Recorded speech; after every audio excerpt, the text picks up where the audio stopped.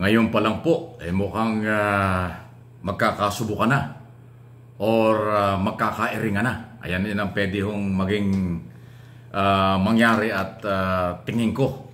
Ito po ay sa pagitan ng mga Duterte at saka ng Liberal Party. Alam niyo kung bakit? Kasi po sa nakarang eleksyon 2022, okay? Ang lehitimong oposisyon ay ang Liberal Party Piklawan. Di ba? So, yun yung identity ng kanilang political party. Yan ay grupo ni na, siyempre, noon ay Leni Robredo, Sina De Lima, Lagman, at marami pang iba sa Liberal Party. Di ba? Ngayon, although wala pa naman deklarasyon, kung sakali na maging oposisyon si Vice President Sara Duterte o magplano na palakasin ang kailang kampo yung mga DDS at pumapel na sila ang magiging lehitimong oposisyon sa kasalukuyang gobyerno, ay palagay ko baka hindi magkasundo at hindi papayag kasi ang identity at pangangatawanan niyan ng Liberal Party na sila yung lehitimong oposisyon. Although napapansin natin noon at ngayon na yung mga policy at programa ni Pangulong Marcos ay sinusuportahan ng ibang mga taga-Liberal Party o hindi nila kinukontra ang magagandang policy tulad ng foreign policy, economic policy at iba pa ni Pangulong Marcos. Kahit sila ay lehitimong oposisyon pero constructive ang dating ng Liberal Party. Ngayon, simula nang mag-resign sa gabinete si Vice President Sara Duterte, kung sakali na ang plano ng mga Duterte ay magpalakas sila bilang oposisyon, abay ang una nilang makakatunggali sa pag-aagawan kung aabot doon kung sino ba ang lehitimong oposisyon sa ngayon, Liberal Party or mga DDS o yung Duterte. Ayan ang pagtatalunan.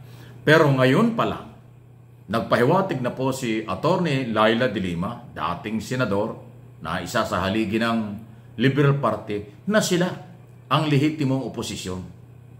Dahil sila ay pumapapel na constructive ang dating sa kasalukuyang gobyerno. Pag maganda ang ginagawa, sinasang-ayunan nila. At kung meron silang napansin na hindi maganda, kanilang kinokontra. So yan ang lehitimong oposisyon, hindi yung puro negative. Sila ay constructive ang dating at part ng demokrasya ang oposisyon na lehitimo. Kasi ang ating pagbabasihan dito, yung record ng COMELEC. Sila ang nirecognize na oposisyon ng mga nakaraan. So ngayon, yun po kasing DDS o Duterte Group, yan po ay hindi talaga oposisyon. Yan ay nasa unity team yung iba naman na yung PDP laban ay parang independent na isang political party. So, sa tingin ko, tama lang yung pinaninindigan ngayon ni Attorney Laila De Lima na sila ang lehitimong oposisyon. So, yan pa lang, magkakatalo-talo na. Ayaw kong pangunahan ang kampo ng mga Duterte kung sila magdedeklara ang oposisyon, pero alam naman natin, yung kanilang mga followers, DDS, mga politiko sa DDS na yan, ay ang piling nila sila oposisyon dahil sila daw yung bumabanat sa gobyerno. Pero alam nyo, ang oposisyon, hindi naman como ikaw ay puro banat, puro paninira, o ikaw yung taga-tuligsa ng gobyernong ito, oposisyon ka na . Dapat kasi, lehitimo na political party, lehitimong organization. Hindi yung naging oposisyon lang dahil yung gusto nyo hindi nangyayari. O naging oposisyon lang dahil kayo merong interest na pagpapatalsik sa gobyerno. Hindi ganun . Ang political opposition, merong agenda, merong mga plano, may mga lehitimong issue. Hindi pang sarili lang. Ayan, nakuha nyo? Kasi yung sinasabi ng iba dyan kaya nga oposisyon puro banat. Kaya nga oposisyon dahil hindi ka alyado. Abay, hindi po ganun. Ang katanggap-tanggap sa isang demokrasyang bansa, yung oposisyon na constructive ang dating. Hindi destabilization, hindi pang-aagaw ng kapangyarihan. Yung pupuna ka, kukontra ka, sa tingin mo mali. At pag tama ang ginagawa, ay susuportahan mo. Yun ang political opposition na parte ng demokrasya. Pero yung nagpapanggap na oposisyon, pero lahat ay negative, pang-aagaw lang ng gobyerno, pang-aagaw ng kapangyarihan, pang sarili yun. hindi yun lehitimong oposisyon. Okay? Sa akin pong opinion at analysis sa isyong yan. Okay? Ating aabangan. Kaya kung sakali, pagdating ng eleksyon sa 2025, malapit na yan, iilang buwan na lang, abay baka 3 grupo ang panggagalingan ng mga kandidato sa pagkasenador. Definitely, ang ating administrasyon ni Pangulong Marcos may sariling kandidato. Maaaring yung lehitimong oposisyon ng Liberal Party may sarili. Maaaring yung grupo ng mga Duterte, DDS, may sarili din. O di ba? Aabangan natin ngayon kung sino ang kikilalanin na lehitimong oposisyon sa darating na eleksyon at ang COMELEC ang bahala dyan.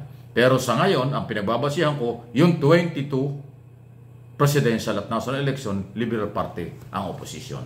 Okay? So, yan po yung takbo eh. Ganun pa man, oposisyon kayo o maka-administration, sana unahin nyo yung bayan.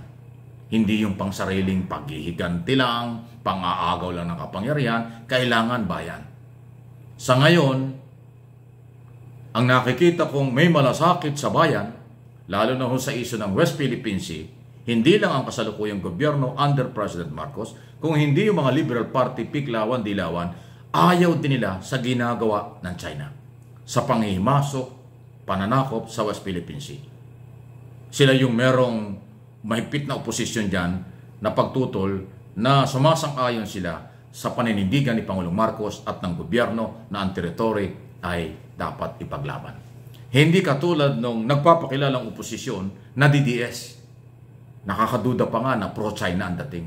No comment o wala kang marinig na pagkundina o pagtutol sa marahas na paulit-ulit na ginagawa ng Chinese government, Chinese Coast Guard lalo tigit.